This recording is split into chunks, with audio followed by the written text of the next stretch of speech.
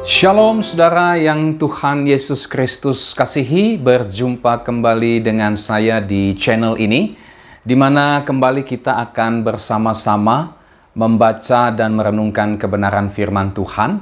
Namun seperti biasa sebelum kita akan membaca dan merenungkan firman Tuhan, kita berdoa memohon hikmat dan tuntunan Roh Kudus. Mari kita berdoa.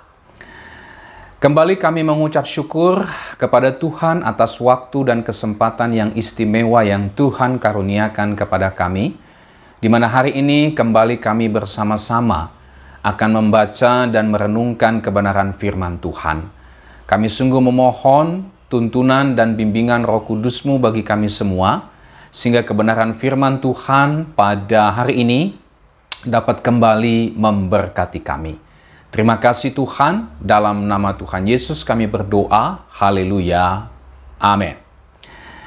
Saudara yang Tuhan Yesus Kristus kasihi, firman Tuhan yang menjadi renungan kita pada hari ini terambil dari 1 Korintus pasalnya yang pertama, ayat 10 sampai dengan ayatnya yang ke-17. 1 Korintus pasal yang pertama, ayat 10 sampai dengan ayatnya yang ke-17. Mari kita membaca bagian firman Tuhan ini. Tetapi aku menasehatkan kamu saudara-saudara, demi nama Tuhan kita Yesus Kristus, supaya kamu seia sekata dan jangan ada perpecahan di antara kamu. Tetapi sebaliknya, supaya kamu erat bersatu dan sehati sepikir. Sebab, saudara-saudaraku, aku telah diberitahukan oleh orang-orang dari keluarga Chloe tentang kamu bahwa ada perselisihan di antara kamu. Yang aku maksudkan ialah bahwa kamu masing-masing berkata, aku dari golongan Paulus, atau aku dari golongan Apolos, atau aku dari golongan Kefas, atau aku dari golongan Kristus. Adakah Kristus terbagi-bagi? Adakah Paulus disalibkan karena kamu? Atau adakah kamu dibaptis dalam nama Paulus?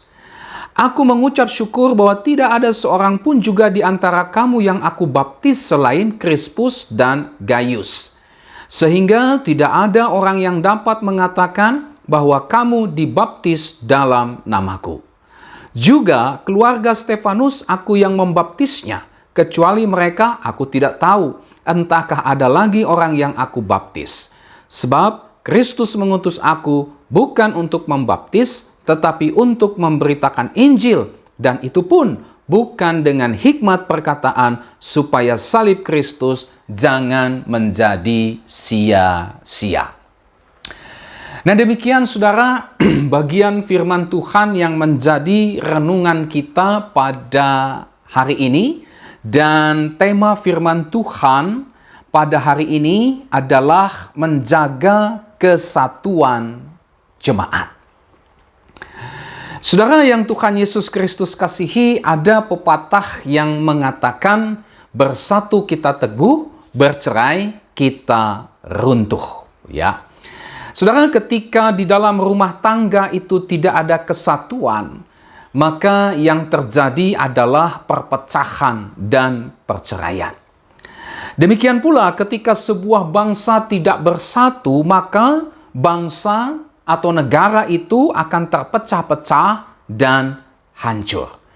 Termasuk pula jika jemaat Tuhan yang adalah tubuh Kristus tidak bersatu, maka akan timbul yang namanya perpecahan. Jadi bukan hanya rumah tangga yang punya potensi terjadi perpecahan, bukan hanya sebuah bangsa atau negara yang bisa saja terjadi perpecahan, tetapi juga gereja Tuhan, jemaat Tuhan juga memiliki ancaman atau potensi akan terjadinya yang namanya perpecahan. Saudara, Tuhan memang menghendaki supaya jemaatnya itu bersatu dan bukan malah terpecah. Nah, di dalam perikop firman Tuhan yang menjadi renungan kita pada hari ini, kita bisa melihat bagaimana Rasul Paulus, dia memulai suratnya kepada jemaat di Korintus setelah dia memperkenalkan dirinya, kemudian mengucap syukur kepada Tuhan atas kemurahan Tuhan, pemeliharaan Tuhan bagi jemaat di Korintus. Kemudian dia mulai menyampaikan nasihatnya kepada jemaat di Korintus terkait adanya perpecahan di dalam jemaat di Korintus. Mari kita lihat ayat yang ke-10. Di situ ditulis, "Tetapi aku menasehatkan kamu saudara-saudara, demi nama Tuhan kita Yesus Kristus, supaya kamu seia sekata, dan jangan ada perpecahan di antara kamu, tetapi sebaliknya supaya kamu erat bersatu dan sehati sepikir." Nah, saudara yang Tuhan Yesus Kristus kasihi, di dalam nasihat Paulus ini, kita bisa melihat ada beberapa poin yang penting. Yang pertama, Paulus menyebut jemaat di Korintus yang sedang berselisih itu, yang sedang ada dalam perpecahan itu sebagai saudara-saudara. Ya, aku menasehatkan kamu saudara-saudara. Paulus menyebut mereka sebagai saudara-saudara. Artinya apa, saudara? Artinya melalui sapaan tersebut, Paulus ingin mengingatkan kepada mereka bahwa mereka sesungguhnya adalah saudara di dalam Kristus. Ya. Melalui sapaan tersebut, Paulus ingin menyadarkan mereka bahwa perselisihan dan perpecahan yang terjadi di antara mereka ini adalah sebuah kesalahan. Ini adalah sebuah kekeliruan, ya, yang seharusnya tidak boleh terjadi di dalam kehidupan mereka bersama. Kenapa? Karena mereka sesungguhnya adalah saudara di dalam Kristus dan mereka seharusnya hidup di dalam kasih persaudaraan. Ya. Memang dalam sebuah kehidupan keluarga pasti ada yang namanya perselisihan, saudara. Dalam kehidupan saudara bersaudara pasti akan ada yang namanya konflik. Tetapi yang Paulus sangat sayangkan bukan adanya persoalan atau konflik tersebut, tetapi rupanya konflik atau perselisihan tersebut, saudara, ini pada akhirnya mengancam kehidupan persaudaraan mereka di dalam Kristus. Ya. Itu sebabnya Paulus mengingatkan jemaat di Korintus dengan sapaan saudara-saudara. Paulus ingin mengingatkan kepada mereka bahwa mereka itu adalah saudara di dalam Kristus. Dan seharusnya perselisihan yang terjadi di tengah-tengah jemaat itu tidak boleh pada akhirnya membuat kehidupan persaudaraan mereka menjadi terpecah.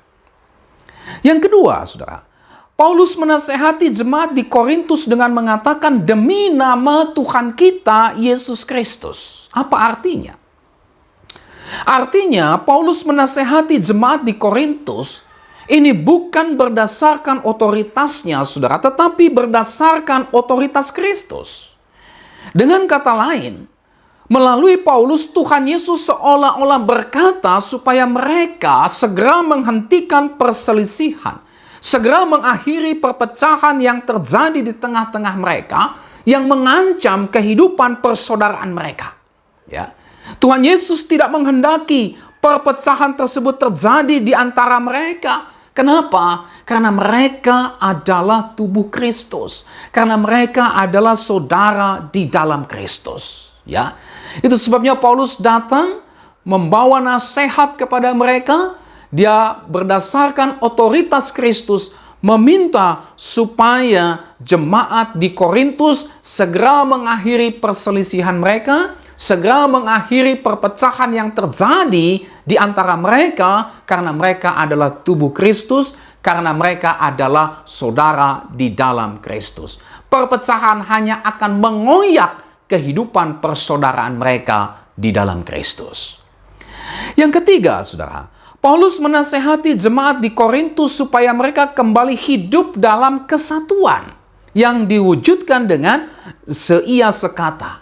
Jangan ada perpecahan di antara mereka, supaya mereka itu seharusnya erat bersatu dan sehati sepikir. Ya. Perpecahan ini telah membuat mereka tidak lagi hidup dalam kesatuan. Karena apa?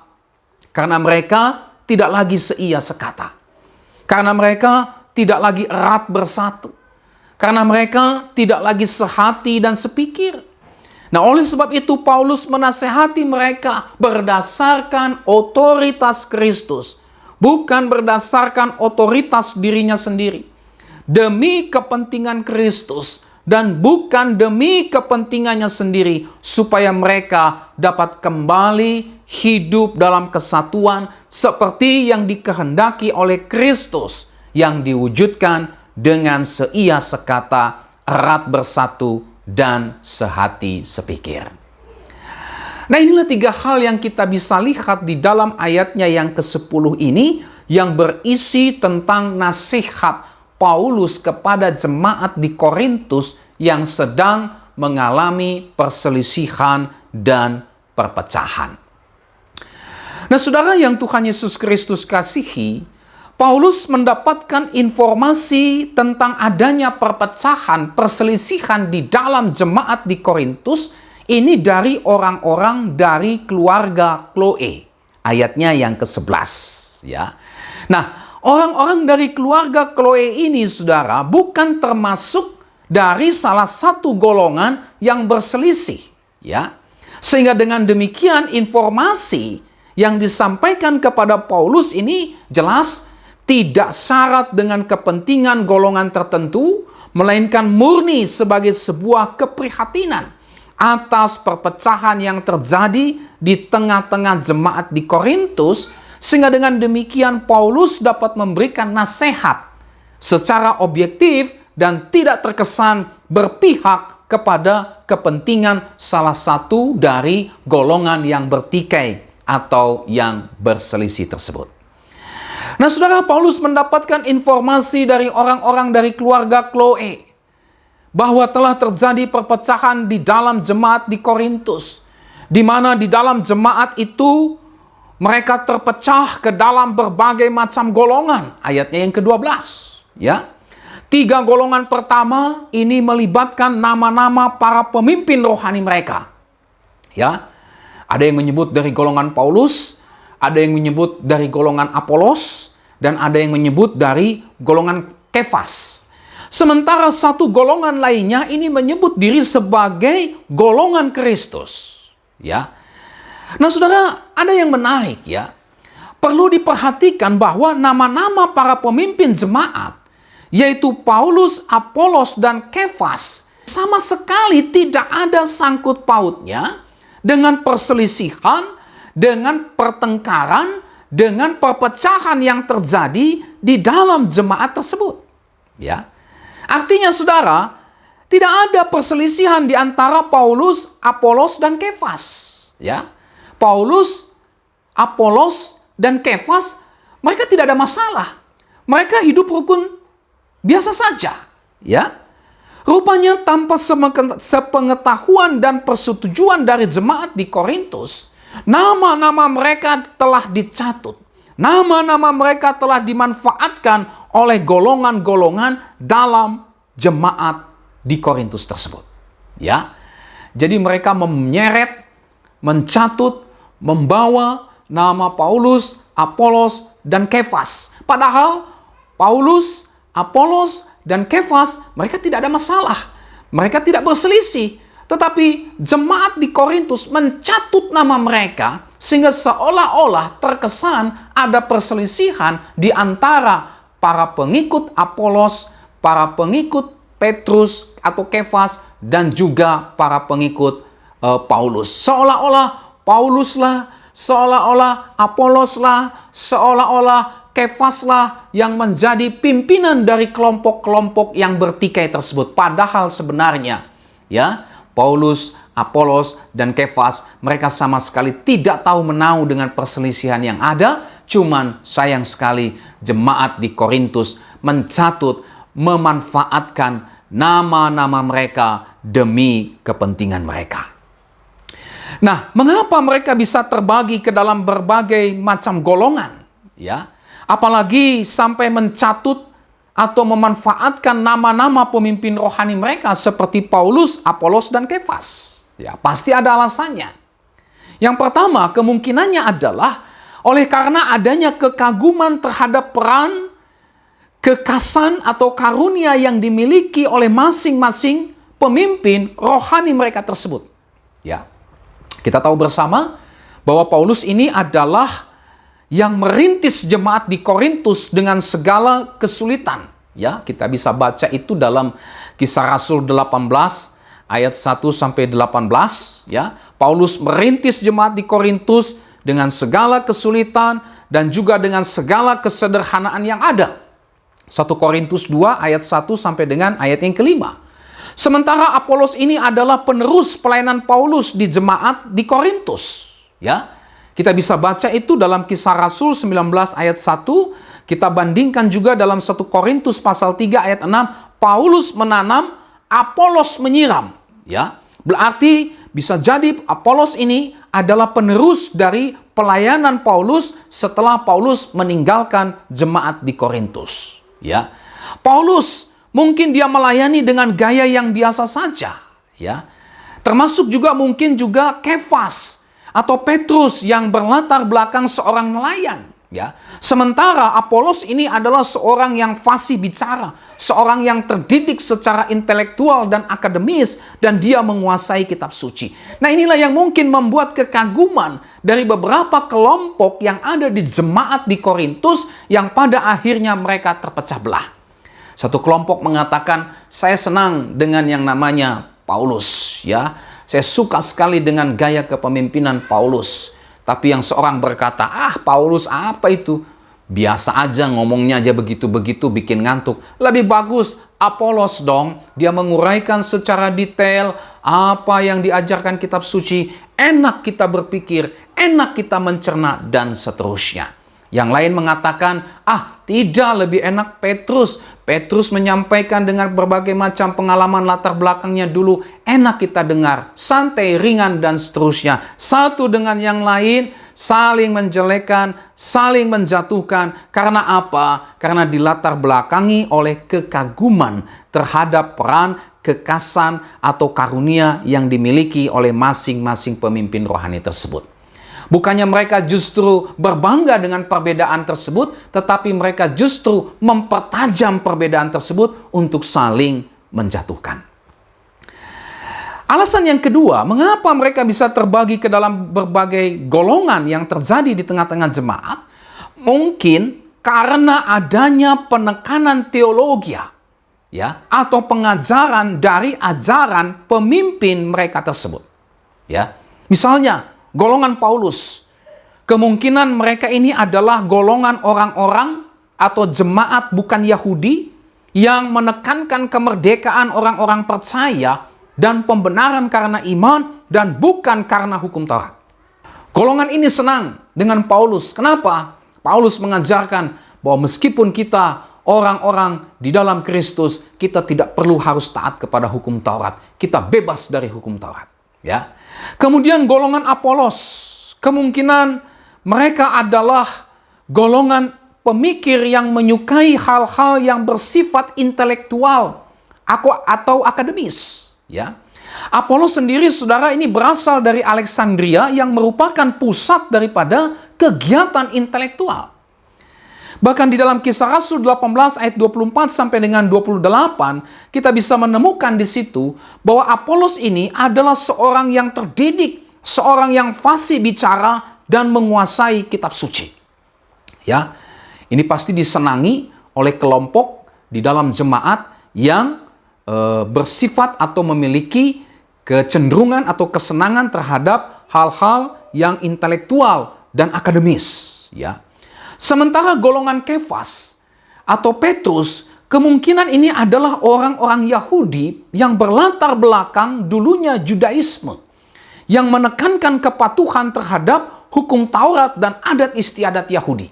Ya, mereka mencatut nama Petrus dan menyebut diri mereka sebagai kami adalah orang-orang Yahudi yang tulen, ya, yang berusaha untuk menjaga dan memelihara hukum Taurat dan adat istiadat Yahudi. Kemudian ada golongan yang keempat, itulah golongan Kristus. Ya, mereka menyebut dirinya sebagai golongan Kristus. Ya, kemungkinan ini adalah sekelompok kecil dari jemaat Korintus yang mengklaim bahwa mereka tidak memerlukan Paulus. Mereka tidak bergantung kepada Apolos. Mereka tidak bergantung kepada Kefas, ya. Mereka berkata bahwa mereka bergantung langsung kepada Kristus sendiri, ya. Seolah-olah mereka berkata begini, kalian membanggakan Apolos, kalian membanggakan Paulus, kalian membanggakan Kefas, kami tidak membanggakan manusia. Yang kami banggakan adalah Yesus Kristus sendiri. Kami diajar langsung oleh Kristus. Itu sebabnya tidak ada Paulus, tidak ada Apolos, tidak ada Kefas, tidak penting, ya. Yang penting Kristus mengajar kami secara langsung, ya. Jadi kemungkinan kelompok ini mengklaim bahwa hanya merekalah yang memiliki atau didiami oleh Kristus, sementara golongan lainnya tidak memiliki atau tidak didiami oleh Kristus, ya. Kalian para pengikut Paulus, Apolos, Kefas, kalian terlalu menonjolkan manusia, maka kalian tidak dipenuhi oleh Kristus. Kami ini tidak menonjolkan manusia, kami tidak membanggakan Paulus, kami tidak membanggakan Apolos atau Kefas, kami hanya membanggakan Kristus. Itu sebabnya Kristuslah yang tinggal di dalam kami. Kristus tidak tinggal di dalam diri kalian, ya. Nah, inilah saudara latar belakang yang melatar belakangi munculnya kelompok-kelompok, golongan-golongan yang ada di dalam jemaat di Korintus yang membuat mereka terpecah satu dengan yang lainnya. Nah, saudara, terhadap pengelompokan tersebut, Rasul Paulus menegur mereka. Ya, di dalam ayatnya yang ke-13, Paulus mengatakan, adakah Kristus terbagi-bagi? Adakah Paulus disalibkan karena kamu? Atau adakah kamu dibaptis dalam nama Paulus? Ya. Paulus berkata, adakah Kristus terbagi-bagi? Dengan adanya pengelompokan yang kalian buat itu, apakah itu berarti Kristus terbagi-bagi? Ya. Jawabannya tentu saja tidak. Karena hanya ada satu Kristus. Dan oleh sebab itu mereka seharusnya seia sekata. Mereka seharusnya erat bersatu. Mereka seharusnya sehati dan sepikir. Kristus hanya satu. Kristus tidak terbagi-bagi. Dan itu sebabnya Kristus tidak menghendaki pengelompokan karena mereka sebenarnya satu di dalam Kristus. Karena mereka sebenarnya adalah saudara di dalam Kristus. Bagaimana mungkin kalian yang adalah satu di dalam Kristus bisa terbagi-bagi? Selanjutnya Paulus berkata, adakah Paulus disalibkan karena kamu? Ya. Adakah Paulus mati untuk menebus dosa-dosamu? Jawabannya jelas tidak. Paulus tidak mati untuk menebus mereka, melainkan Yesus Kristuslah yang mati menebus mereka. Paulus tidak pernah menjadi korban pendamaian bagi dosa-dosa jemaat di Korintus, melainkan hanya Yesus Kristus. Paulus bukanlah juru selamat yang mati bagi jemaat di Korintus, melainkan hanya Yesus Kristus. Ini sebuah teguran Paulus kepada jemaat-jemaat di Korintus. Untuk apa kamu membanggakan golongan-golonganmu, golongan Paulus, Apolos, Kefas, dan sebagainya itu? Apakah mereka itu mati bagi penebusan dosamu? Tidak. Ya. Selanjutnya Paulus mengatakan, atau adakah kamu dibaptis dalam nama Paulus? Sekali lagi, jawabannya jelas tidak. Jemaat di Korintus tidak dibaptis dalam nama Paulus, sehingga menjadi milik kepunyaan Paulus yang hidup dan melayani Paulus. Tidak. Ya. Jemaat di Korintus dibaptis di dalam nama Yesus Kristus, sehingga seharusnya jemaat di Korintus menyadari bahwa mereka adalah milik kepunyaan Kristus, dan mereka seharusnya hidup dan melayani Kristus, hidup dan meninggikan Kristus, hidup dan memuliakan Kristus, bukan meninggikan dan memuliakan kepentingan atau golongan mereka masing-masing. Dan di dalam ayat 14 sampai dengan ayat 17, Paulus kemudian menegaskan bahwa dia adalah utusan Kristus semata. Ya. Tidak perlu kamu mengagung-agungkan aku, Apolos ataupun Kefas, karena kami ini adalah utusan Kristus. yang diutus untuk memberitakan Injil kepada kamu, yang diutus untuk melayani kamu. Ya. Jadi jemaat di Korintus seharusnya melekat kepada Kristus dan bukan malah melekat kepada para pemimpin rohani mereka yang adalah para pelayan-pelayan Kristus. Jemaat di Korintus seharusnya mengagungkan Kristus, bukan mengagungkan kelompok atau golongannya masing-masing. Ya. Karena Kristuslah yang mati bagi mereka. Karena Kristuslah yang menebus mereka. Bukan Paulus, Apolos, atau Kefas. Ya. Jemaat di Korintus seharusnya mengikut Kristus.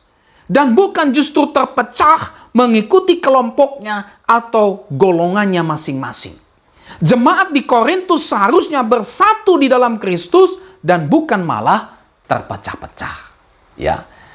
Jadi saudara, inilah nasihat dan teguran Paulus kepada jemaat yang ada di Korintus yang sedang berselisih dan terpecah-pecah. Intinya, Paulus mengarahkan mereka kembali untuk melihat kepada Kristus. Paulus mengajak, mengingatkan, dan mengarahkan mereka untuk mereka melihat kepada Kristus. Untuk mereka bersatu kembali di dalam Kristus dan bukan malah terpecah-pecah. Nah, saudara yang Tuhan Yesus Kristus kasihi, berdasarkan perikop firman Tuhan ini, kita bisa mengambil beberapa pelajaran penting ketika berbicara tentang menjaga kesatuan jemaat. Apa saja yang dapat kita ambil, pelajaran penting yang kita bisa ambil di dalam bagian firman Tuhan ini ketika berbicara tentang menjaga kesatuan jemaat. Atau bagaimana sesungguhnya cara kita, jemaat Tuhan, menjaga kesatuan jemaat berdasarkan bagian firman Tuhan ini. Yang pertama, saudara, itulah peliharalah kasih persaudaraan. Ya. Menjaga kesatuan jemaat ini diwujudkan dengan memelihara kasih persaudaraan. Saudara, kita semua yang telah diselamatkan oleh Allah di dalam iman kepada Yesus Kristus, kita ini adalah saudara di dalam Kristus. Oleh sebab itu, hal yang pertama, hal yang utama yang harus ada di dalam kehidupan kita sebagai saudara seiman adalah kasih. Ya. Kalau kita sudah menerima kasih Kristus yang mengubah hidup kita, maka kita dimungkinkan untuk hidup di dalam kasih Kristus tersebut. Ya. Kita bukan hanya dinasehati atau diperintahkan untuk saling mengasihi, tetapi juga kita diperintahkan untuk tetap menjaga, untuk tetap memelihara kasih tersebut sehingga tetap ada dan tidak hilang. Menjaga kasih persaudaraan tersebut, memelihara kasih persaudaraan tersebut sehingga jemaat tetap hidup di dalam kasih persaudaraan. Saudara, dalam kehidupan kita bersama memang bisa saja terjadi perselisihan atau perbedaan pendapat, ya. Tetapi meskipun demikian, jangan sampai dengan adanya perselisihan atau perbedaan pendapat tersebut, kita justru mengorbankan kasih persaudaraan. Kita justru kehilangan kasih persaudaraan. Ya. Adanya perselisihan atau perbedaan pendapat yang mungkin saja terjadi di dalam kehidupan kita bersama sebagai jemaat, ini seharusnya tidak boleh memadamkan kasih persaudaraan. Ya. Perselisihan atau perbedaan pendapat, konflik bisa saja terjadi. Tetapi kita seharusnya selalu ingat, kita seharusnya memegang teguh prinsip bahwa kita ini adalah saudara di dalam Kristus. Ya. Jangan kita biarkan kasih persaudaraan itu menjadi dingin. Jangan kita biarkan kasih persaudaraan itu menjadi padam. Jangan kita biarkan kasih persaudaraan itu pada akhirnya hilang oleh karena adanya perselisihan atau perbedaan pendapat atau konflik yang mungkin terjadi di tengah-tengah kehidupan kita bersama sebagai jemaat. Ya. Dalam kehidupan bersama tidak mungkin tidak akan ada masalah. Pasti akan ada yang namanya masalah perselisihan, perbedaan pendapat, konflik, dan sebagainya. Tetapi prinsipnya adalah yang harus kita pegang bersama supaya kesatuan jemaat kita ini tetap ada, tidak terpecah, maka kita harus memegang prinsip memelihara kasih persaudaraan. Artinya apa, saudara? Artinya, jangan karena adanya perselisihan, jangan karena adanya perbedaan pendapat, jangan karena adanya konflik, kasih persaudaraan itu dikorbankan. Kasih persaudaraan itu menjadi padam, hilang, atau sirna. Ya. Adanya perselisihan, adanya konflik, adanya perbedaan pendapat di tengah-tengah jemaat, ini bukan justru malah menghilangkan atau memadamkan kasih persaudaraan, tetapi biarlah itu justru menjadi sebuah sarana untuk menguji, untuk memurnikan kasih persaudaraan tersebut. Nah, ini menjadi sebuah tantangan bagi kita. Ya. Bagaimana kita menyikapi konflik, perselisihan, perbedaan pendapat yang terjadi di tengah-tengah jemaat sebagai sarana untuk memurnikan kasih persaudaraan kita dan bukan malah justru memadamkan atau menghilangkan kasih persaudaraan tersebut. Ya. Ini sebuah tantangan. Rahasianya adalah kita memang perlu berakar di dalam Kristus. Kita memang perlu bertumbuh, dibangun di atas dasar yang teguh, itulah Yesus Kristus. Nah, oleh sebab itu, saudara, marilah kita menjaga dan memelihara kasih persaudaraan sehingga jemaat kita tidak terpecah, melainkan tetap hidup dalam kesatuan seperti yang dikehendaki oleh Tuhan kita, Yesus Kristus. Peliharalah kasih persaudaraan. Yang kedua, bagaimana kita menjaga kesatuan jemaat, itulah memelihara kesatuan yang diwujudkan dengan seia sekata, erat bersatu, dan sehati sepikir. Ya. Saudara, seia sekata berarti memiliki kesepakatan bersama di dalam menjaga dan memelihara kesatuan jemaat sebagai saudara seiman, sebagai tubuh Kristus. Ya, seia sekata, sepakat. Ya, sama-sama sepakat, bersehati sepakat, jangan sampai jemaat ini terpecah. Ya, seia sekata. Kemudian erat bersatu, artinya apa? Erat bersatu berarti terikat bersama. Tidak mudah dipisahkan. Tidak ingin dilepaskan dari kesatuan sebagai jemaat. Ya, itu erat bersatu. Kita harus memiliki keinginan untuk tidak mau dipisahkan. Untuk tidak mau dilepaskan. Kenapa? Karena ini adalah keluargaku. Karena ini adalah saudara-saudaraku di dalam Kristus. Sehati sepikir berarti memiliki kesamaan dalam berpikir dan mempertimbangkan segala sesuatu yang menyangkut kehidupan bersama di dalam jemaat karena memiliki pikiran Kristus dan cara pandang Kristus, cara hidup Kristus. Sehati sepikir, pikiran kita sama. Apa itu? Kita memiliki cara pandang Kristus. Ya, sehati sepikir, kita memiliki cara hidup Kristus. Menyelesaikan konflik, perselisihan, perbedaan pendapat yang ada dengan cara pandang Kristus, dengan cara hidup Kristus yang bisa terjadi kalau kita memiliki pikiran Kristus. Ya. Nah, jika dalam kehidupan kita bersama dalam jemaat, kita seia sekata, erat bersatu, mencintai kehidupan berjemaat kita, ya, sehati sepikir, maka jemaat kita tidak akan mudah terpecah, melainkan tetap bersatu. Nah, oleh sebab itu, mari kita menjaga kesatuan jemaat kita ini.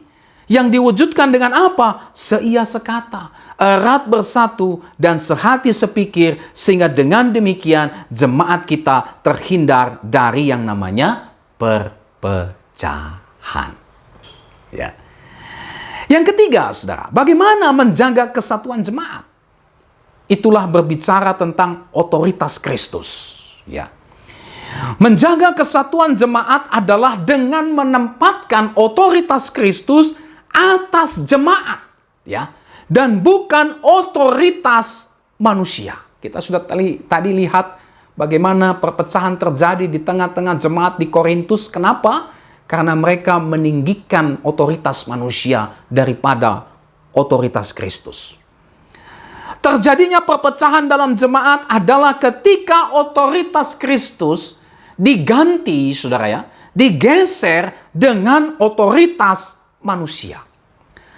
Ketika otoritas manusia mengambil tempat di dalam jemaat, maka jemaat akan mendasarkan kehidupan rohaninya kepada manusia dan bukan lagi kepada Kristus. Jemaat akan memandang kepada manusia dan bukan lagi kepada Kristus. Ya. Saudara, ada sebuah sindiran di media sosial yang ditujukan kepada orang Kristen. Ya. Sindiran itu bunyinya begini, saudara. Kalau Tuhannya orang Kristen, kalau Tuhan Yesus Kristus diusik, diolok-olok, ya, tidak ada orang Kristen yang marah atau tersinggung. Mereka pasti akan berkata, doakanlah mereka, kasihilah mereka, serahkan mereka kepada Tuhan supaya Tuhan menjamah hatinya, supaya mereka bertobat dan diampuni Tuhan. Tetapi katanya, jangan coba-coba mengkritik atau mengutik pendetanya. Nah, ini dia ya. Ketika pendetanya diusik, ketika pendetanya dikritik, oh mereka bisa tersinggung dan sangat-sangat marah. Ya, mereka akan membela pendetanya habis-habisan dan membabi buta. Bahkan tidak sedikit ya yang siap pasang badan demi pendetanya tersebut. Ya, mereka sudah tidak peduli lagi dengan substansi kritikan yang diberikan kepada pendetanya, melainkan mereka akan menyerang orang-orang yang berani mengusik atau mengkritik pendetanya tersebut. Ya, nah ini memang terjadi ya di media sosial ketika pendetanya diserang, gembalanya diserang, mungkin karena mengajarkan ajaran yang keliru, ya, diduga melakukan ajaran yang tidak sesuai dengan firman Tuhan, dikritik, diserang. Oh, saudara ya, para pengikutnya atau jemaatnya marah, tersinggung, ya, membela habis-habisan, ya, berbagai macam cara ditempuh untuk bisa membela pendetanya tersebut. Jangan kau coba-coba usik pendetaku ya. Jangan coba-coba engkau hakimi pendetaku ya. Kami siap untuk melawan. Ya. Jadi bukan lagi substansi kritikannya yang dilihat, tetapi yang justru dijaga dan dilihat adalah kehormatan, martabat daripada pendetanya. Ya. Nah, inilah sindiran yang ada yang pernah saya lihat di media sosial, ya. Orang Kristen itu kalau Tuhannya dikritik, diolok-olok, mereka tetap tenang. Puji Tuhan, Tuhan pasti akan Tuhan ampunilah mereka, Tuhan selamatkanlah mereka. Kita nggak marah kalau nama Tuhan kita dicela, diolok-olok, ya. Karena itu memang bagian dari kehidupan kita orang Kristen, akan dihina, diolok-olok. Tetapi jangan coba-coba hina pendeta atau olok-olok pendetanya. Orang Kristen siap untuk membela secara membabi buta. Nah, saudara, sebenarnya sindiran tersebut menunjukkan bahwa sesungguhnya manusialah yang sesungguhnya memegang otoritas di dalam kehidupan jemaat. Dan bukan lagi Yesus Kristus. Ya. Bukan Yesus lagi yang berotoritas atas jemaat, tetapi manusia. Tidak heran ada banyak orang Kristen yang justru lebih meninggikan pendetanya, meninggikan hamba Tuhannya, meninggikan gembala sidangnya yang menjadi idolanya lebih daripada Kristus. Orang Kristen, dia datang ke gereja karena ingin mendengar pendeta favoritnya berkhotbah. Kalau bukan jadwal pendeta favoritnya yang berkhotbah, maka dia malas ke gereja. Atau mungkin dia ngantuk acuh tak acuh. Atau mungkin bermain HP ketika mendengar khotbah dari pendeta yang bukan favoritnya tersebut. Ya. Jemaat mungkin hanya mau didoakan oleh pendeta favoritnya dan tidak mau didoakan oleh pendeta lainnya. Orang hanya mau mengikuti pendeta favoritnya saja. Orang hanya mau melayani bersama dengan pendeta favoritnya saja. Ya, ketika pendeta favoritnya pindah tugas, ya, dia pun tidak lagi semangat beribadah. Apalagi ketika pendeta favoritnya jatuh dalam dosa atau kesesatan, ia tetap membelanya secara membabi buta. Ya, semua ini menunjukkan bahwa di dalam jemaat otoritas manusia telah menggeser otoritas Kristus. Contoh berikutnya, saudara, adalah otoritas manusia karena merasa berjasa atau karena ia telah memberikan banyak pemberian yang besar bagi jemaat, bagi gereja. Oleh karena dia merasa berjasa, oleh karena dia merasa telah memberikan pemberian yang besar bagi gereja, maka dia merasa punya otoritas, punya kuasa untuk mengatur gereja sesuka hatinya. Ya, saya sudah memberi persepuluhan yang besar buat gereja ini. Saya sudah memberi perpuluhan yang cukup besar buat jemaat ini. Persembahan sayalah yang paling besar yang saya berikan di dalam jemaat ini. Saya terlibat dengan semua kegiatan pelayanan lebih dari siapapun yang ada di dalam jemaat ini. Itu sebabnya saya punya otoritas untuk mengatur jemaat ini sesuka hati saya. Ya, itu terjadi karena merasa memberi perpuluhan yang besar, karena merasa memberi persembahan yang besar, karena merasa terlibat dalam semua kegiatan pelayanan, maka dia mulai merasa punya otoritas untuk mengatur jemaat itu sesuka hatinya. Ini juga menunjukkan bahwa otoritas Kristus telah digeser oleh kepongahan dan kesombongan manusia. Nah, saudara, ketika otoritas Kristus ini digeser oleh otoritas manusia dengan segala manifestasinya tersebut, maka jelas perpecahan pasti akan terjadi. Jemaat akan saling menjatuhkan, jemaat akan saling menyingkirkan, masing-masing kelompok akan saling menonjolkan pengaruhnya di dalam jemaat. Kasih persaudaraan hilang dan kemudian diganti dengan kebencian, egoisme, iri hati, kedengkian, kepentingan golongan. Tinggal tunggu saatnya jemaat tersebut akan hilang. Nah, oleh sebab itu, saudaraku yang Tuhan Yesus Kristus kasihi, mari kita menjaga kesatuan jemaat dengan cara apa?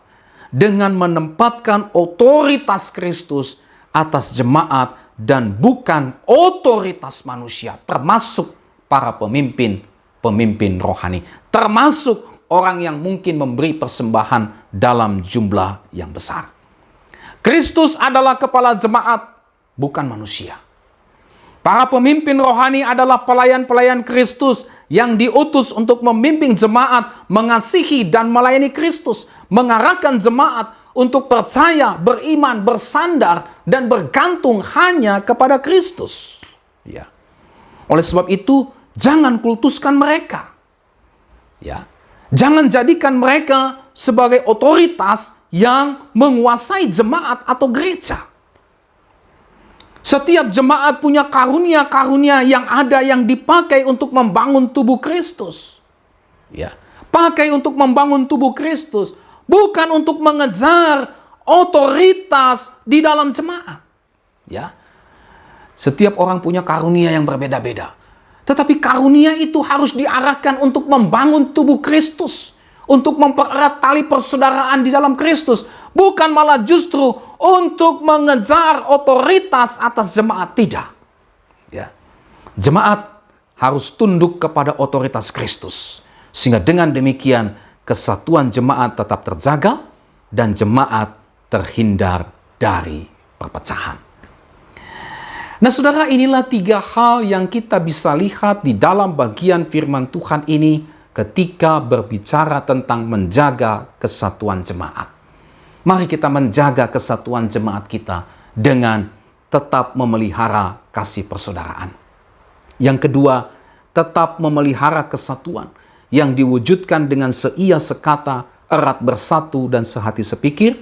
Dan yang ketiga, mari kita menjaga kesatuan jemaat dengan menempatkan otoritas Kristus atas jemaat dan bukan otoritas manusia. Inilah seluruh renungan firman Tuhan kita pada hari ini. Tuhan Yesus memberkati kita dengan firman-Nya. Amin. Mari kita berdoa. Terima kasih Tuhan untuk firman-Mu ini. Melalui firman Tuhan hari ini kami belajar tentang tugas dan tanggung jawab kami menjaga kesatuan jemaat. Menjaga kesatuan tubuh Kristus. Kami yang adalah umat tebusan Kristus adalah saudara-saudara seiman, adalah keluarga Allah. Sudah sewajibnya lah, sewajarnya lah, sebagai anggota keluarga Allah, kami menjaga kesatuan jemaat ini, menjaga kesatuan keluarga Allah ini, dengan memelihara kasih persaudaraan, dengan menjaga kesatuan yang diwujudkan dengan seia sekata, erat bersatu dan sehati sepikir, serta menempatkan otoritas Kristus di dalam jemaat. Sehingga dengan demikian Tuhan, kehidupan gereja kami tetap sehat.